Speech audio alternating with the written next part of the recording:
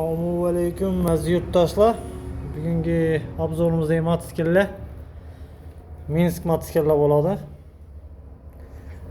Bu Minskimiz atida bo'yalib remontlangan, hamma narsa toza qo'yilgan mototsiklimiz apkatki.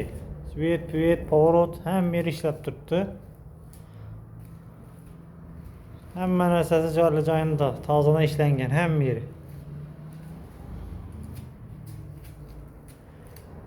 Bergi mototsiklimiz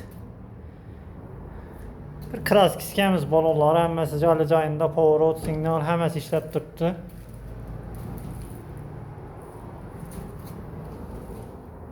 Bir krask iskamiz buni.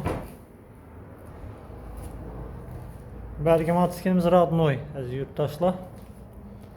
Balonlari yomon emas, elde normalniy, arkasi toza. Kraskisi zavodskoy bo'yalmagan.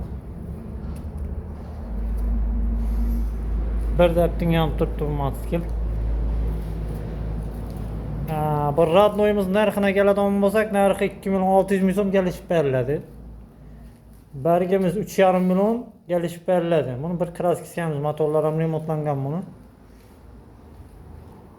Bergi mototsiklimiz, atida remontlangan mototsiklimiz 5,5 million so'm kelishib beriladi. Qo'llasaverasizlar kelishib beriladi. Shuni remontlab ham beramiz.